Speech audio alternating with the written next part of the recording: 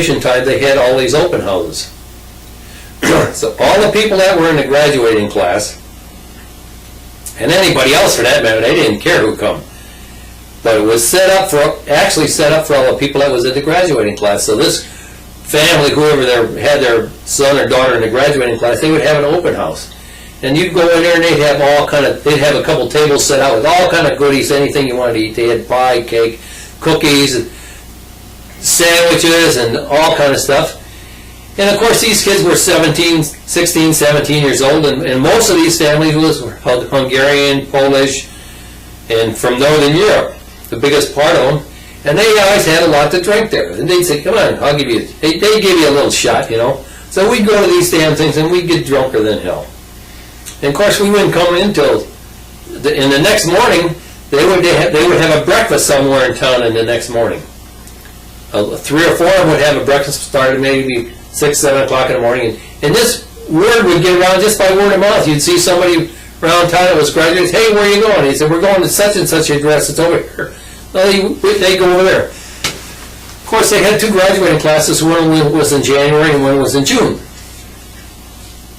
And the one that I went to, I can really remember, the one before I graduated, 1 or 2 classes before I graduated, and we went over there to the park that's on the west side. I don't know if they call it, I think Century Park was the one that was on the east side, that was over by us. And the one by 1306 2nd Street, I can't remember the name of that park, but it was a big park. And at that time I was running around, I can't remember the girls, there was 2 or 3 girls that were going with guys there. And anyhow, I was with, I don't know who we were with, but Charlie, and he got drunker than a skunk. And so we all went down to the beach. We said, come on, Charlie, we're going to go swimming. Now this is 2 o'clock in the morning, 11, 12, 1, 2 o'clock in the morning. And it's cool, you know. Not real cold, but it's cool. It's in June. Well, he said, come on, Charlie, we're going to go swimming in the lake here. And so everybody act like they're taking off your clothes, and immediately leave your clothes off, and we'll let Charlie go jump in the water. So we did that.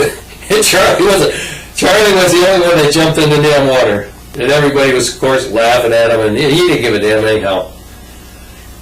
And then somebody called the cops on us that were raising hell down there.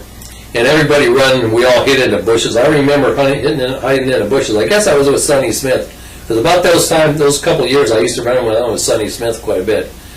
And I think we hid in the bushes. We saw the cops drive by and drive in there. Then we got up and we run in the car. He used to drive a brown Willys Jeep. He used to drive 2 cars. One was a brown Willys Jeep, which was a little older, and then he drove a 56 Chevy, black and white stick shift 56 Chevy. And I don't know what we were in that night, but most of the time we used to drive the Willys Jeep.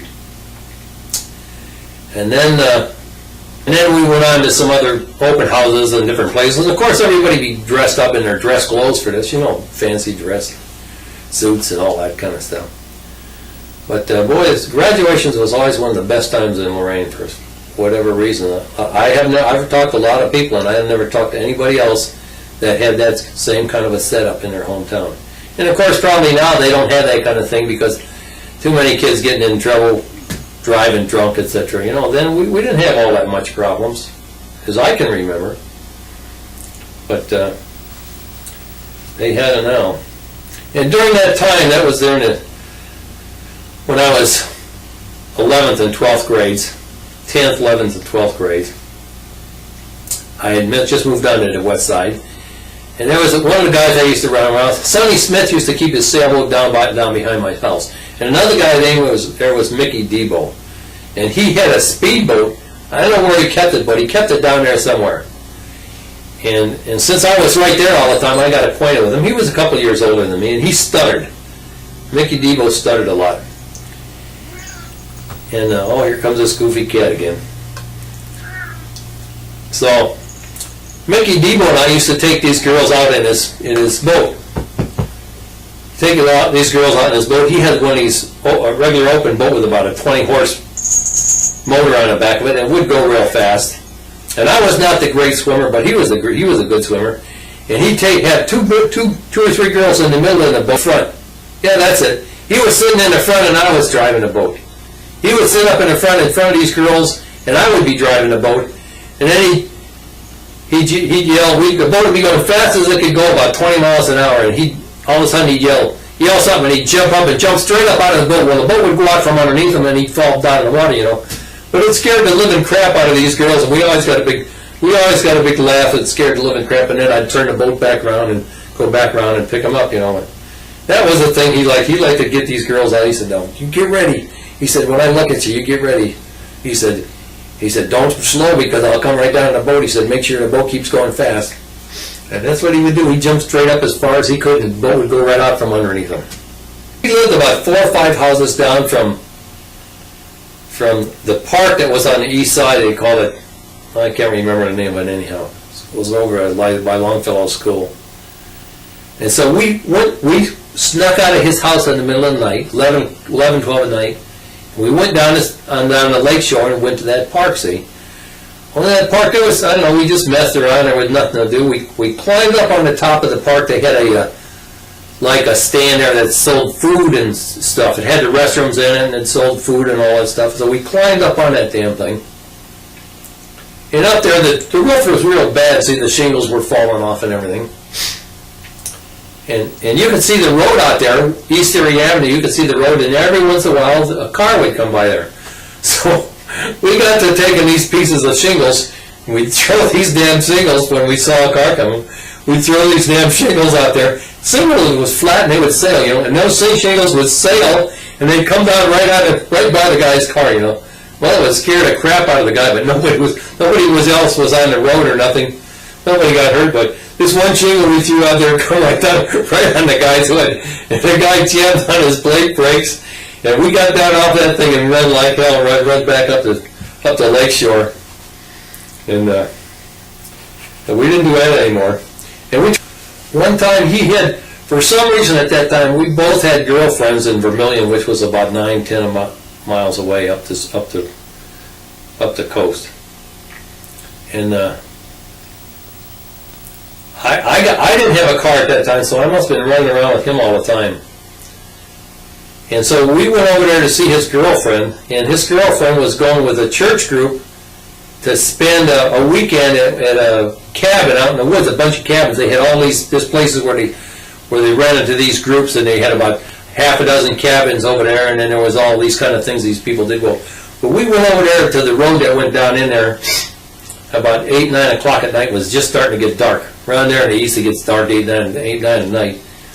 And so we snuck down there and sat around and listened and looked around until he spotted his girlfriend. He said, "There she is there," and he said, "They're going in that cabin there." So we waited till it got dark, about an hour or two, till they got in there and got all settled down and got the lights off. And then we ran up there and commenced the throwing. First we threw a few stones on top of the cabin. And then we got a little we threw a big branch up there on the top of the cabin. It didn't even hit on the top of the cabin. It would come down the side, And then we was right by the woods, so we throw these things on the cabin, and then we'd run back in the woods. So pretty soon this guy somebody come out with a flashlight. He looked all around, and he looked back there, and he looked back in the woods. And of course, we ducked down. There was some holes in the woods where kids had been digging or something, and we ducked down in there. So we kept doing this and kept doing this. And we'd bang on the side of the thing. We'd throw these things on top of the cabin, and we'd do it. Pretty soon this guy come out. He got mad, and he said, he come out, he went over to some of these other cabins, and he got some of these other guys. And then they all come over there. He says, "I know they're back in there in the woods." So we went back in the woods. We found a hole to get into, and we got in that hole and pulled the leaves over top of us and everything, see?